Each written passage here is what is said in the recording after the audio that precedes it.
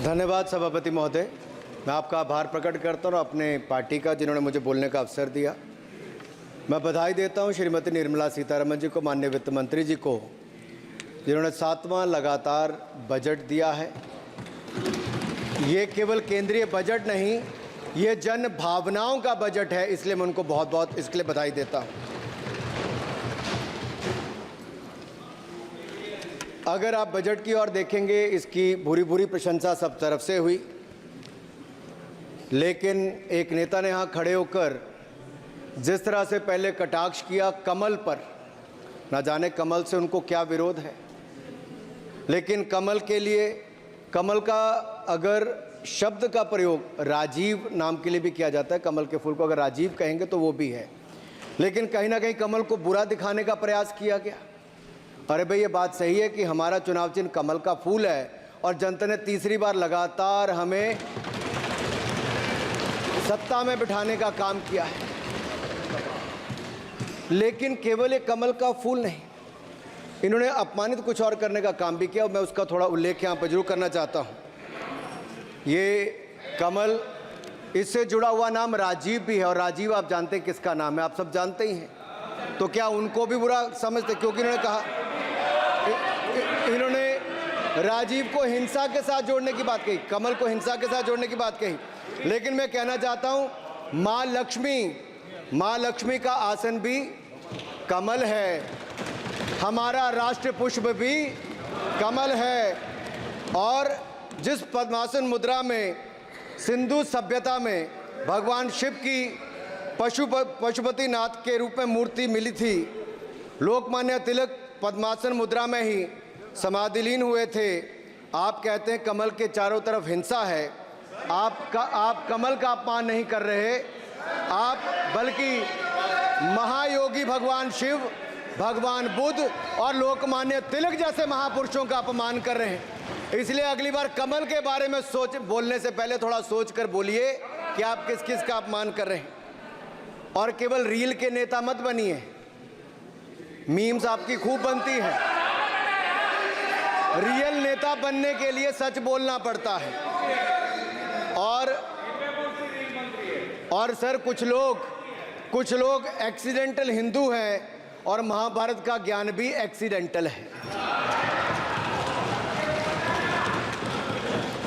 और उस नेता के अलावा और कौन नहीं जानता कि महाभारत में अभिमन्यु का वध 7 महारथियों ने मिलकर किया था। जयद्रथ, दुर्योधन, दुशासन, कर्ण, द्रोणाचार्य, कृपाचार्य और शकुनी। लेकिन राहुल जी ने कभी महाभारत, शायद, अब मुझे तो पता नहीं, पढ़ा भी नहीं, पर देखा भी नहीं होगा शायद सर, मुझे लगता है अंकल सैम ने लिख कर दिया होगा, अंकल सोरोस ने लिख के दिया होगा, कहीं से पर्ची बनकर आई होगी और कूल डूड बनने का प्रयास किया होगा। मैं इतना ही कहूँगा, कल जो चक्रव्यूह में फंसाने की बात कर रहे थे, वो कर्ण को करना कह रहे थे, कृपाचार्य जी को कृपचाय बोल रहे थे। चलिए छोड़िए उसको। अध्यक्ष जी, कल तो ऐसा लग रहा था सदन के अंदर महाभारत पर इतना सारा ज्ञान दिया गया कि एक समय ऐसा लगा B.R. चोपड़ा के महाभारत के धारावाहिक का संगीत गूंजने लगा हो। और कहीं ना कहीं उन्होंने एक बार महाभारत पढ़ने के लिए फिर प्रेरित किया।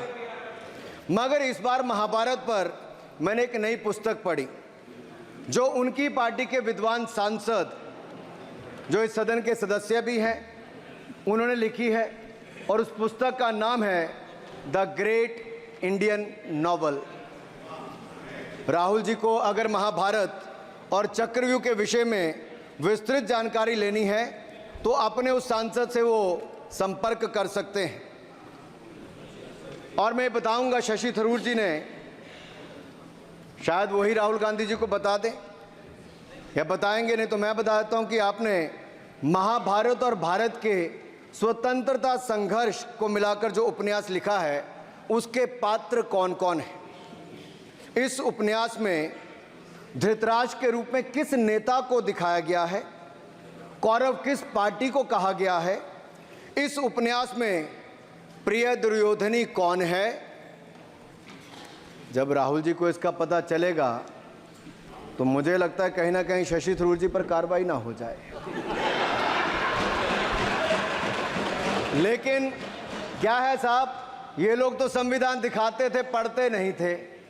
मैंने उस दिन पूछ लिया कितने पन्ने होते, तो वो भी नहीं बता पाए। मैंने उसके बाद पूछा कि ये जो आप संविधान की कॉपी लेकर चलते हो, इसका प्रीफेस पढ़ा है, इसका फॉरवर्ड पढ़ा है, इसकी प्रस्तावना किसने की है। के वेणुगोपाल जो सॉलिसिटर जनरल इनकी सरकार के समय भी रहे होंगे, सीनियर एडवोकेट हैं, या गोपाल शंकर नारायण जो सीनियर एडवोकेट हैं, उन्होंने उसकी प्रस्तावना की थी और प्रस्तावना में लिखा था कि कैसा काला अध्याय वो इमरजेंसी का समय था। और ये संविधान जो डॉक्टर BR अंबेडकर जी ने दिया, अगर ये नहीं दिया होता तो आम जनमानस को अपने अधिकारों का पता भी नहीं लगता। लेकिन इन्होंने तो उसको पढ़ा ही नहीं था, लेकिन केवल कॉपी दिखा रहे थे इतने दिनों से साहब। ऐसे ही महाभारत पर भी ऐसी हालत लग रही है। और मुझे लगता है, और नहीं तो गूगल दादा तो थे, इनसे पूछ लेते आप क्या करते हो साहब, साथ में कुछ बताया करो। सर इस उपन्यास के, माननीय सभापति जी, इस उपन्यास के मुताबिक जिस पार्टी के सर्वे सर्वा आप हैं, उस उपन्यास के वही कौरव पार्टी है। मैं अपनी तसल्ली के लिए कुछ पंक्तियों को यहां उद्धृत कर देता हूं। मैं कोट कर रहा हूं सर, पेज नंबर 245 से। The India of which Dhritarashtra assumed the leadership on 15th August 1947 had just been through a cathartic process of regeneration, another stage in this endless cycle. अब 15 अगस्त 1947 को प्रधानमंत्री के रूप में मोदी जी तो नहीं थे, और ये कह रहे हैं कि जिन्होंने 15 अगस्त 1947 को उस समय वो सत्ता ली थी, वो धृतराष्ट्र थे। तो धृतराष्ट्र किसको कहा गया? धृतराष्ट्र को किसको कहा गया? अब आपने मुझे बांध रखा है। कल स्पीकर ने कहा है, स्पीकर महोदय ने कहा कि उस समय के लोगों का नाम नहीं लेना। तो प्रथम प्रधानमंत्री जी को धृतराष्ट्र मैंने नहीं कहा, इनके अपने ही सांसद ने अपने ग्रेट इंडियन नॉवल में कहा है। शशि थरूर जी कहाँ हैं? कहीं छिप तो नहीं गए? आज शो कॉज हो सकता है। फिर देखिए प्रिय दुर्योधनी और धृतराष्ट्र के विषय में क्या लिखा है। I quote from page 293। In Delhi, blind Dhritarashtra ruled with Priya Duryodhani by his side, and he pledged the nation not so much to the gas and hot water of his Fabian preceptors, but to smoke and steam of the modern industrial revolution their ancestors had denied this country. Sir ये सबको पता है कि इस देश के एकमात्र Fabian Samajwadi कौन थे, और ये फैबियन समाजवादी कौन थे उसके बारे में किसी और ने नहीं, आपके ही सांसद ने लिखा है। अरे वाह, इसमें तो आगे इमरजेंसी की चर्चा भी है, और जिसे इंदिरा गांधी जी ने थोपा था। और इमरजेंसी के लिए उपयोग किया है। सौगत दादा, you are not Shashi Tharoor, please. ये देश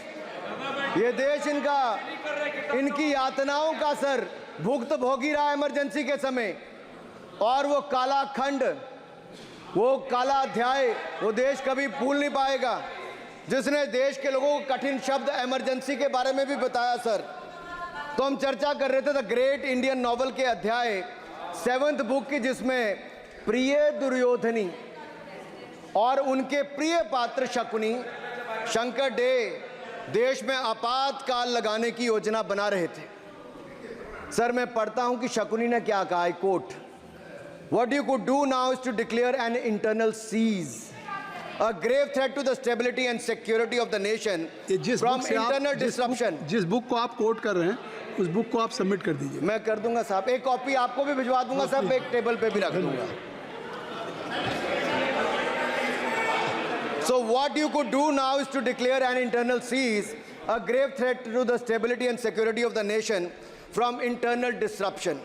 No one has ever defined the permissible procedures under an internal seize, which leaves it to more or less up to us to define them, Shakuni added. And the next, sir, from page 366, I quote, not to mention censorship of the press. Press hai? Not to mention censorship of the press, which is nowhere explicitly ruled out in the Constitution. Suspension of certain fundamental rights, free speech, assembly, and that sort of things, and measures to put up the judiciary in their place, said Shakuni. Kindly sit down. Sir, Kindly sit down. ये किसी और ने नहीं, और मैं कहना चाहता हूं सर, माननीय अनुराग जी, एक किताब गौरव जी को भी भिजवा दीजिएगा। मैं खरीदेंगे सर, मैं कॉपी गौरव जी को भिजवा दूंगा सर। सर, इसमें जिनकी मैं बात कर रहा हूं वो हमारे उस समय की, सर उस समय की प्रधानमंत्री थी जिन्होंने इमरजेंसी लगाई थी। एक नेता की स्वर्गीय दादी जी भी हैं, और मैं उनके नाम के आगे प्रियदर्शनी भी लिखा जाता था, और उन्होंने इमरजेंसी लगाई थी। लेकिन माननीय सभापति जी, मैं कहना चाहता हूं, दुशासन और दुर्योधन दोनों बहुत ही दुष्ट और बदमाश हो सकते थे, लेकिन उन्होंने भी कभी इमरजेंसी नहीं लगाई थी। दुशासन और दुर्योधन दुष्ट भी हो सकते हैं, दुश्मन भी हो सकते हैं, बदमाश भी हो सकते हैं, लेकिन उन्होंने भी इमरजेंसी नहीं लगाई थी। सर, पूरे उपन्यास में 74 बार कौरव और कौरव पार्टी की चर्चा हुई, हर एक में कांग्रेस का चरित्र झलकता है।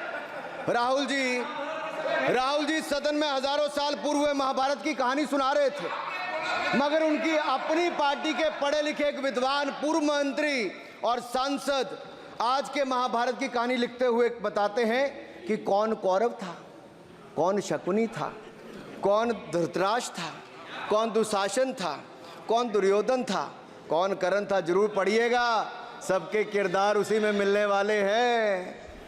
और शायद जिस समय शशि थरूर जी लिख रहे थे, उस समय आपका टैलेंट इनको पता नहीं था, नहीं तो 100 पन्ने तो आप पे ही लिख देते साहब।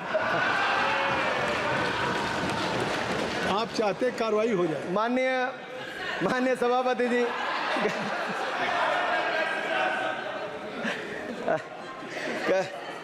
कल जब राहुल गांधी जी चक्रव्यूह पर बहुत ज्ञान दे रहे थे, तो पीछे दो लोग, कुमारी शैलजा जी और दीपेंद्र जी, बैठकर मुस्कुरा रहे थे। अब शायद राहुल जी वो पीछे हंस तो रहे थे, लेकिन आप एक बात जरूर कर लीजिए,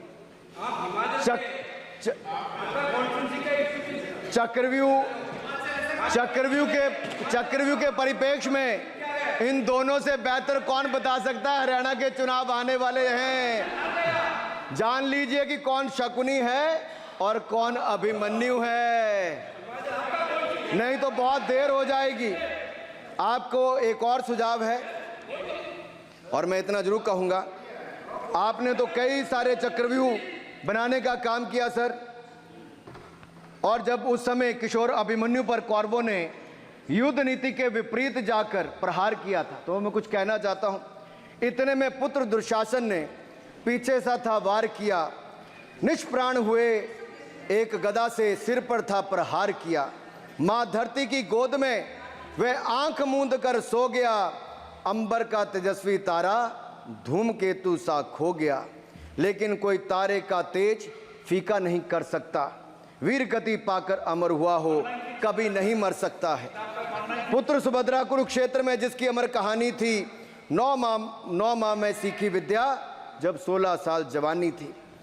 अब उस अभिमन्यु को, जिसने सारे चक्रव्यूह को तोड़ने का काम किया, मैं इतना ही कहूंगा, चक्रव्यूह का प्रसंग छेड़कर आपने अच्छा किया। इस देश ने बहुत सारे चक्रव्यूह देखे, कांग्रेस का चक्रव्यूह सर, इसके 7 किरदार मैं बताता हूं सर। पहला कांग्रेस, दूसरा पंडित नेहरू, सर नाम लेने के लिए मना किया, मैं दूसरी तरह से बोलता हूं।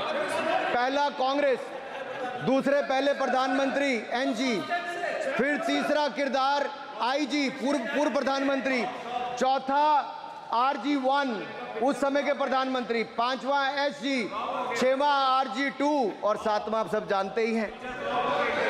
आप समझदार हैं, समझ गए होंगे।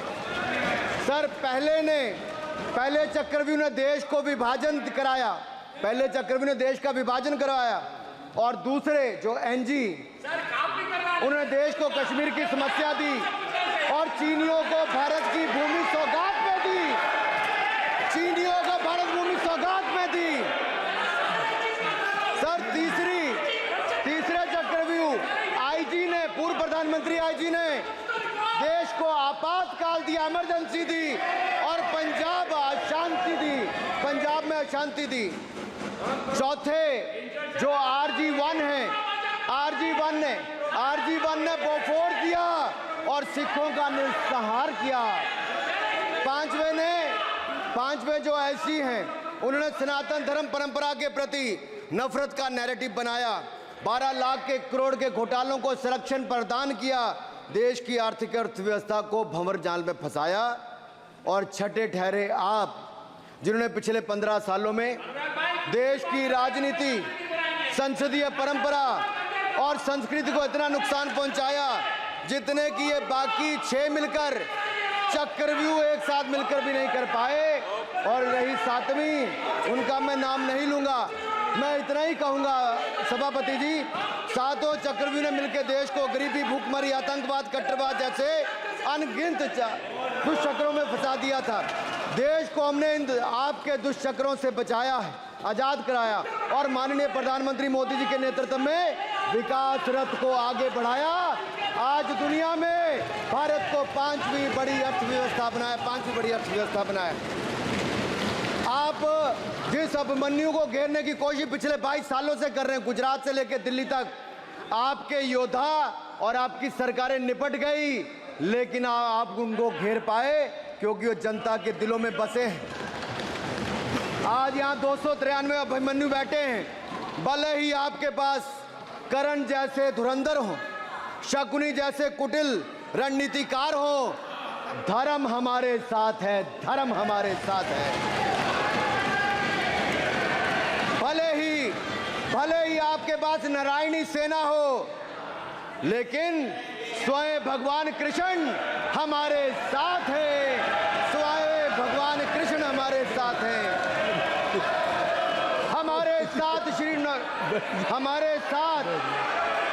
हमारे साथ श्री रघुनाथ तो किस बात की चिंता शरण में दिखाया।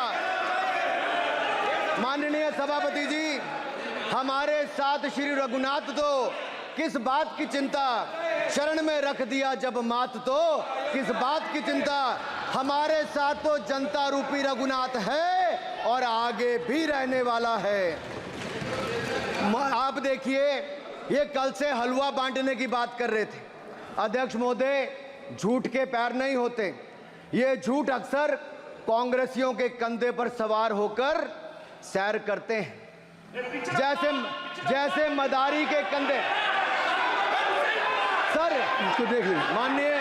माननीय सभापति जी, झूठ सब के बजाय आप असत्य कहें, झूठ असंसदीय है, उसको हम कार्रवाई का हिस्सा नहीं मानेंगे। असत्य कहें। माननीय सभापति जी, I have already given ruling, mister Venugopal ji, I have given ruling, please. माननीय सभापति, असत्य के पैर नहीं होते, असत्य के पैर नहीं होते, और ये असत्य अक्सर कांग्रेसियों के कंधे पर सवार होकर सैर करता है। जैसे मदारी के कंधे पर बंदर होता है, वैसे ही राहुल जी के कंधे पर झूठ का बंडल होता है। जैसे मदारी के कंधे पर बंदर होता है, वैसे ही राहुल जी के कंधे पर झूठ का बंडल होता है, जिसे वो रोज यहाँ परोसते हैं। ये बजट पर, सदन पर। माननीय सभापति जी, जिस व्यक्ति को बजट निर्माण की प्रक्रिया का पता ना हो, संसदीय कार्य में रुचि ना हो, मात्र अध्यादेश को फाड़ने का काम किया हो, उससे क्या अपेक्षा की जा सकती है। मैं पूछना चाहता हूँ, हलवा किसको मिला? मैं पूछता हूँ, हलवा किसको मिला? राहुल जी बताइए, हलवे की बात की थी, जीप घोटाले का हलवा किसने खाया? वो फोर्स घोटाले का हलवा किसने खाया?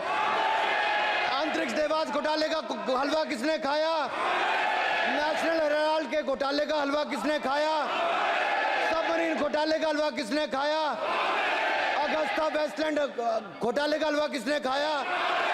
2G स्कैम हलवा किसने खाया? कॉमनवेल्थ स्कैम का हलवा किसने खाया? कोयला घोटाले का हलवा किसने खाया? वाल्मीकि योजना घोटाले का हलवा किसने खाया? चारा घोटाले का हलवा किसने खाया? यूरिया स्कैम का हलवा किसने खाया? राहुल जी, हलवा मीठा था या फीका? माननीय सभापति जी, कुछ लोग ओबीसी की बात करते हैं। मैं ये कहता हूं, इनके लिए ओबीसी है। गौरव सुनिए, गौरव बड़ा इंपॉर्टेंट है। आप kindly address to the chair. माननीय सर, इनके लिए ओबीसी का मतलब है only for brother in law commission, only for brother in law commission. और only for brother in law commission के लिए काम करने वाली पार्टी अदर बैकवर्ड कास्ट की बात करती है तो आर्नी को भी पंखे के साथ लटकर आत्महत्या कर लेनी चाहिए। मतलब जिस पार्टी ने अपने पार्टी के अध्यक्ष जो एक पिछड़े वंचित समाज से आते थे, उनको धोती से खींचकर पार्टी से बाहर निकाल दिया हो, उसके शहजादे हमें ज्ञान बांट रहे।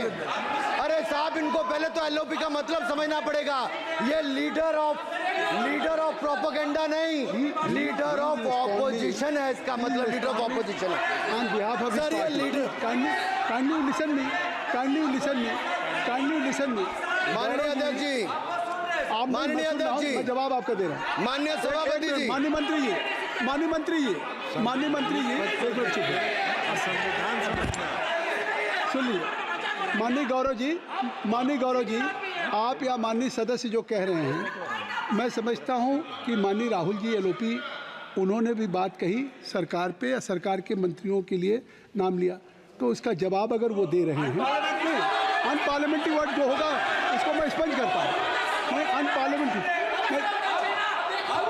मैं उन्होंने झूठ कहा था, मैंने उसको स्पंज कर दिया। झूठ कहा था उन्होंने, मैंने स्पंज कर दिया। अनुराग ठाकुर जी। सर, माननीय अध्यक्ष जी, माननीय सभापति जी, आप देखिए, मैं इतना ही कहना चाहता हूं कि अब झूठ परोसना बंद कर दें, क्योंकि एलओपी का मतलब लीडर ऑफ प्रोपेगेंडा नहीं, लीडर ऑफ ऑपोजिशन होता है। अब संधि है, ठीक है, असत्य निराधार। जी सर, जी, उसके ठीक है, निराधार है सर। ओबीसी की बात, जनगणना की बात बहुत की जाती है। माननीय सभापति जी, जिसकी जात का पता नहीं वो गणना की बात करता है।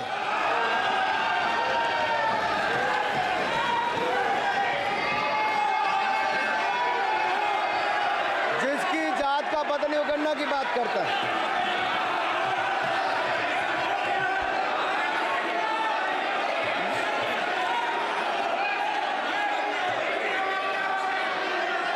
माननीय सभापति जी,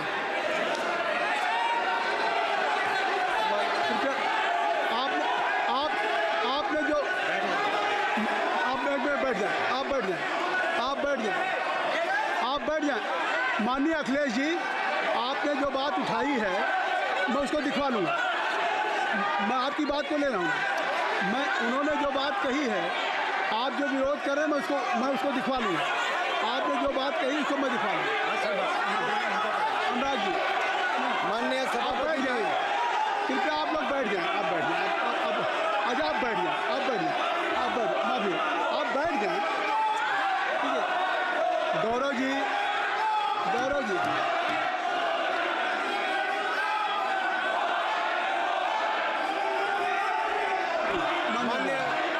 माननीय सभापति जी, मैं आपको याद कराना चाहता हूँ, इसी सदन में एक पूर्व प्रधानमंत्री जी ने RG1 ने ओबीसी को आरक्षण देने का विरोध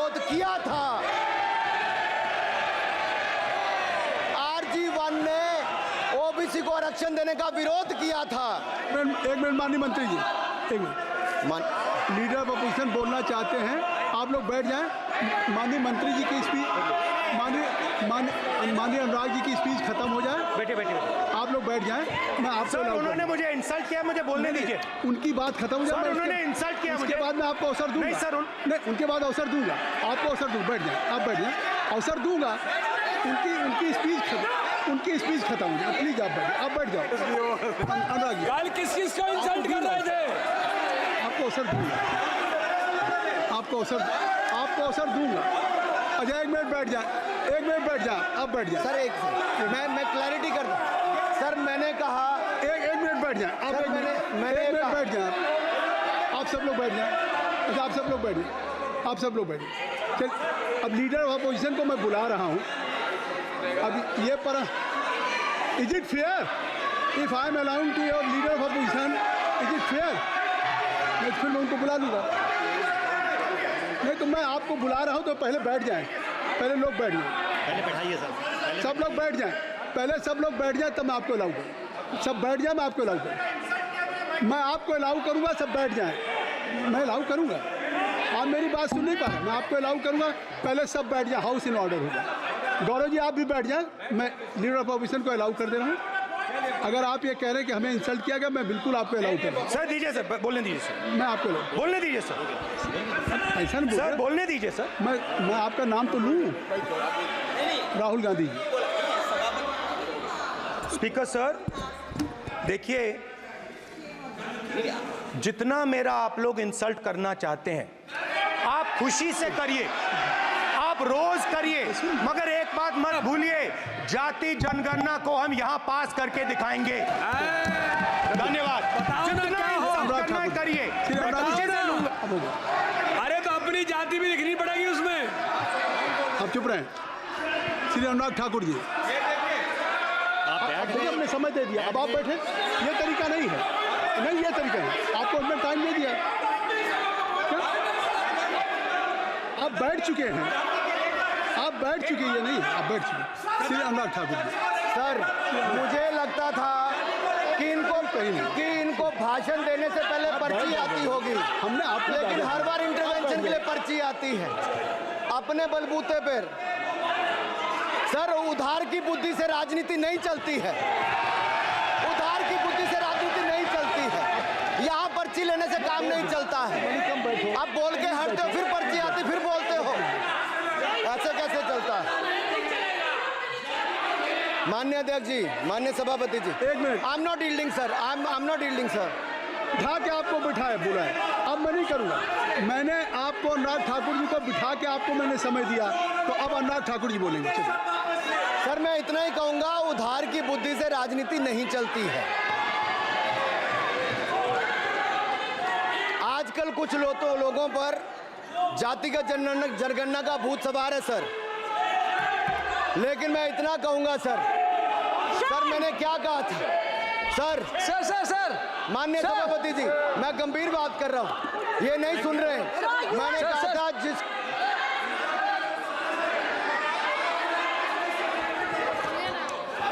ठाकुर टैगोर प्लीज। माननीय सभापति जी, I have already given an माननीय सभापति अपॉर्चुनिटी जी। टू राहुल गांधी जी। राहुल गांधी जी अपनी उन्होंने he has express his feeling जो उनको था। नहीं आप बेल से बाहर आ जाए, कृपया आप बेल से आ जाएं। फिर मैं उनको फिर समय दे दूंगा। जी सर मैंने कहा था कि जिसको जात का पता नहीं वो गणना की बात करता है। मैंने नाम किसी का नहीं लिया था सर, नाम तो किसी का नहीं लिया था, नाम किसी का नहीं लिया था, लेकिन जवाब देने कौन खड़े हो गए। सर मैं कहना चाहता हूं माननीय सभापति जी, अगर आप देखेंगे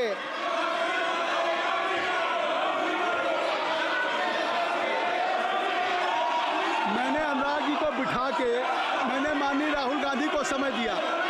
मैंने अनुराग ठाकुर जी को बिठा के, तो कृपया आप लोग जब एलओपी को टाइम मिल गया तो आप सदन में व्यवधान नहीं। आप फिर बोलना चाहते हैं, आप खड़े हो जाइए। आप फिर बोलना चाहते हैं, खड़े हो जाइए। चलिए खड़े हो जाइए। आप लोग जाइए बिल से बाहर। LOP please, LOP I am giving.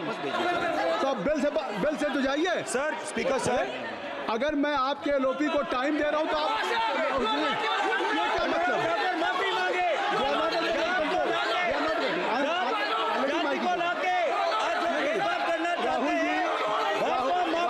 Rahul Gandhi जी, हमने आपको समय दिया, अपने मेंबर से कहिए कि बैठे तब तो आप बोलेंगे, बैठिए तब तो बोलेंगे भाई। राहुल गांधी जी कह रहे तब तो बोलेंगे। आप अंदर आइए, चलिए। आई सबको ले जाइए प्लीज। सर माइक लीजिए सर। एक मिनट, माइक मिल जाएगा आपको, माइक मिल जाएगा। बेल खाली कर दीजिए। इतनी अच्छी वर्षा, पूरा देश इतनी अच्छा बजट पे स्पीच दे रहा है। You have already spoken. Rahul ने कह दिया।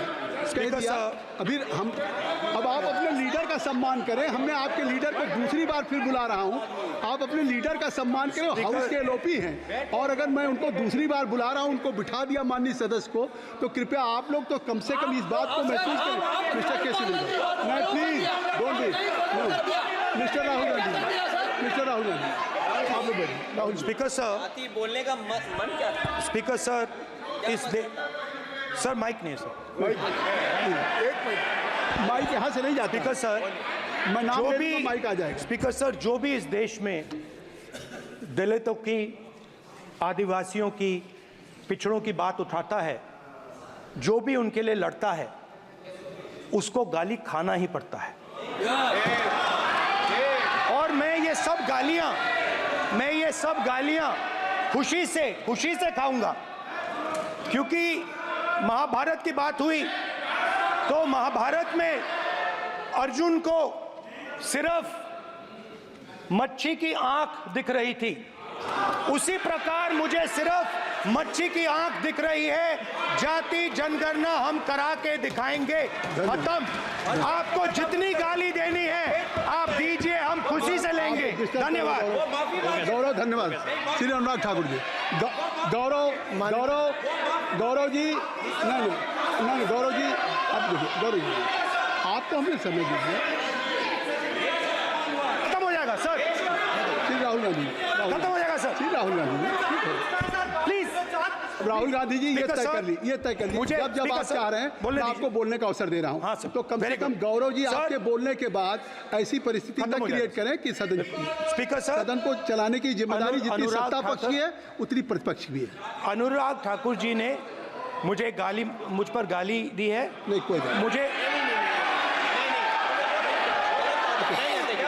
सब बोलने दीजिए सर। मुझे उनको बोले सर, अनुराग ठाकुर जी ने मुझे इंसल्ट किया है, मगर मैं अनुराग ठाकुर जी से कोई माफ़ी नहीं चाहता हूं। मुझे कोई माफ़ी की ज़रूरत नहीं है। मैं लड़ाई लड़ रहा हूं। जितनी आपको गाली देनी है, मैं आपसे कभी माफ़ी नहीं मांगूंगा। मुझे आपकी माफ़ी नहीं चाहिए। राहुल गांधी जी, मैं चेयर पे हूँ और चेयर का काम है कि अगर कहीं भी कोई असंसदीय या किसी को गाली दी गई तो मैं उसको देखूंगा, मैं उसको कार्रवाई निकालूंगा, मिस्टर के उसको निकलवाऊंगा। ठीक है, आप नहीं कर रहे हैं, लेकिन अगर दी है तो मैं उसको कार्रवाई का हिस्सा दिखवा के उसको स्पंज करूंगा। ठीक, आपने कह दिया। सुन रहा हूँ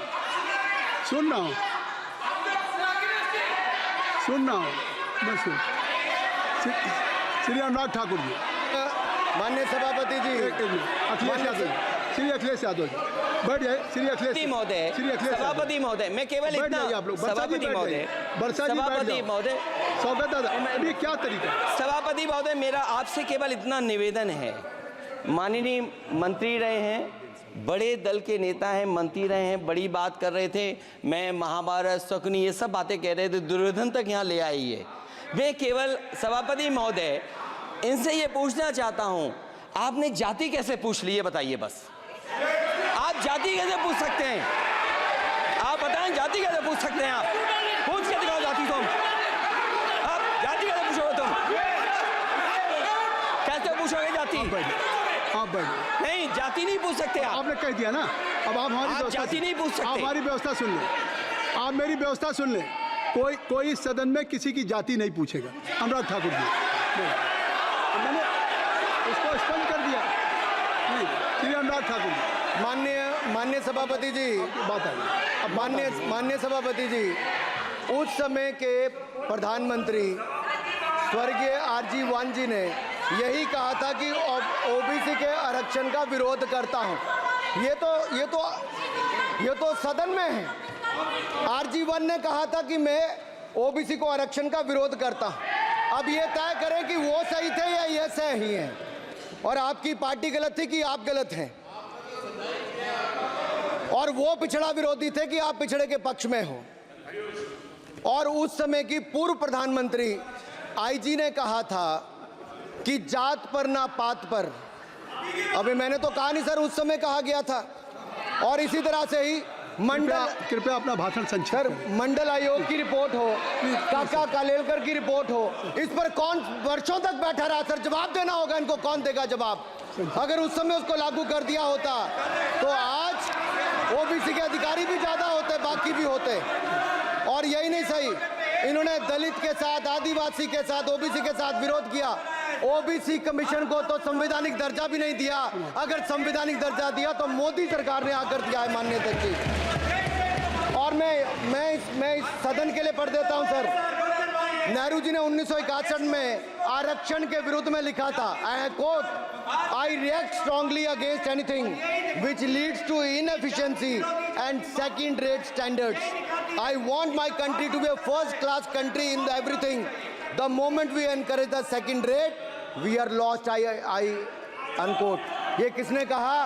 देश के पहले प्रधानमंत्री ने कहा। आप उससे सहमत हो कि नहीं सहमत हो बताइए? माफी मांगोगे उसके लिए कि नहीं मांगोगे? कृपया चेयर को आप एड्रेस करें। आप चेयर को एड्रेस करें अनुराग जी। सर मैं इतना ही कहूंगा और समाप्त करें। लहजे में बदजुबानी, चेहरे पर नकाब लिए फिरते हैं, वो जिनके खुद के बही खाते बिगड़े हैं वो हमारे हिसाब लिए करते हैं। बहुत बहुत धन्यवाद। नहीं सर, मेरे एक मिनट सर, मैं एक बात क्लियर कर दूं सर, मैंने किसी का नाम लेकर नहीं कहा, लेकिन कोई अपने आप क्यों खड़ा हुआ? मैंने किसी का नाम नहीं लिया था। आप रिकॉर्ड चेक कीजिए सर, आप रिकॉर्ड चेक कीजिए। और सर ये सारी बातें अगर आप देखेंगे, सबका साथ सबका, मैं रिकॉर्ड दिखवा लूंगा। आप दिखाइए सर। सबका साथ सबका विकास हमने किया सर। अगर अल्पसंख्यक के रूप में अगर किसी को राष्ट्रपति बनाया गया तो कलाम साहब को अटल बिहारी वाजपेयी जी की सरकार में बनाया गया। रामनाथ कोविंद जी को एससी समाज से आते थे, राष्ट्रपति बनाया गया तो मोदी जी की पहली सरकार में बनाया गया।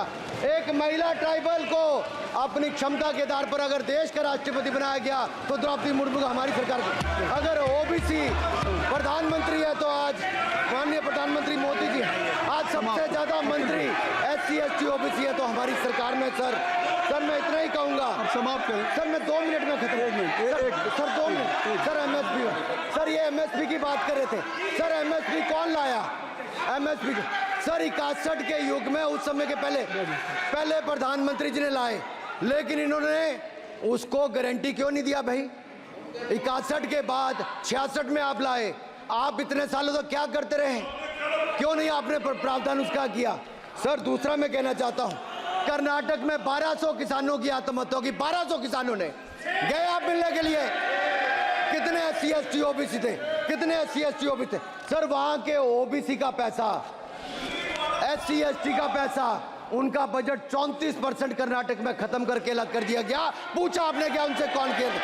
और सर यही नहीं, मैं पूछता हूं सर मैं पूछता हूं इनमें से सर। अब आप संक्षिप्त समाप्त करें। आप समाप्त सर एक मैं कहना चाहता हूं सर आप देखिए ओबीसी के लिए आज ओबीसी का कोटा खत्म करके अगर मुसलमान को आरक्षण देने की बात कोई करता है तो आपकी आंध्र कर्नाटक आपके कहने पर वो लोग करने की बात करते हैं। आप यहाँ पे ओबीसी की बात करते हो सर। माननीय सभापति जी, मैं एक बात और कहना चाहता हूँ यहाँ पर। एक बात सर, अग्निवीर की बात कही गई और अखिलेश यादव जी ने मेरा नाम लेके कहा। सर मैं हिमाचल प्रदेश से आता हूँ, बहुत छोटा राज्य, 70 लाख की आबादी है सर देश में कारगिल के समय सबसे ज्यादा शहादत दी तो हिमाचल के वीर सपूतों ने दी। 4 परमवीर चक्र विजेता हुए, 2 हमारे यहाँ से हुए। 1 रैंक 1 पेंशन ये बात 40 साल तक इन्होंने दी। सर अगर दी तो प्रधानमंत्री नरेंद्र मोदी जी ने आकर दी। और यही नहीं सर, अग्निवीर योजना में 100% एम्प्लॉयमेंट की गारंटी है। और हमारी एंटरप्रेन्योर। सर एक बात अंत में लास्ट बात कह रहा हूँ सर, ये लास्ट है सर, मैं एक बात ये आखिरी बात कह रहा हूँ सर, युवाओं के लिए बजट में बहुत कुछ है, नौकरी से लेके इंटर्नशिप से लेके बाकी सब। मैं निर्मला जी को और प्रधानमंत्री जी को बहुत बहुत उसके लिए बधाई देता हूँ। सर स्पेस सेक्टर के लिए 1000 रुपये वेंचर कैपिटल फंड भी दिया गया। सर जिस देश में स्पेस के नाम पर शायद बहुत कम कुछ दिखता था, आज चंद्रयान मिशन की सफलता के कारण दुनिया का पहला देश भारत बना है। सर यही नहीं सर, इनके समय हेमराज का गला रेत कर ले गए थे, वापस नहीं लाए थे, हमने सर्जिकल स्ट्राइक करके अपनी सेना को मजबूत किया है सर। डॉक्टर प्रदीप, स्टार्टअप में सर हम नंबर 1 बने। सर आखिरी लाइन है सर 30 सेकंड सर, आखिरी लाइन सर, ये कहते हैं देश में डर का माहौल। सर मैं इतना ही कहूंगा, डर का माहौल है अपराधियों में, डर का माहौल है भ्रष्टाचारियों में, डर का और भय का माहौल है देशद्रोहियों में, अधर्मियों में, कुकर्मियों में, और सबसे ज्यादा डर का माहौल है देश के दुश्मनों में सर, देश के दुश्मनों में। सर अंत में मैं इतना ही कहूंगा कि माननीय निर्मला जी ने 7वां बजट तो लाए, ये जन भावनाओं का बजट है जिसका पूरा सदन पूरी प्रशंसा करता है, और इनको माननीय प्रधानमंत्री जी को बहुत बहुत बधाई और साधुवाद देता है। Doctor Pradeep Panigrahi, doctor Pradeep Panigrahi, doctor Pradeep क्या कहना चाहते हैं? शशि थरूर जी। Rule 353. Mr. Premchandran ji. He has not. He cannot take my I'm name not repeatedly mentioning without notice. No, I have given whatever you wanted to raise. Already LOP has raised the issue. Akhilesh Yadav ji has raised. No point of order. No point of order. No, nothing. Shashi Tharoor जी, अब तय कर लीजिए आप लोगों में। Doctor Pradeep Panigrahi. Sir, I'd like to speak for a minute.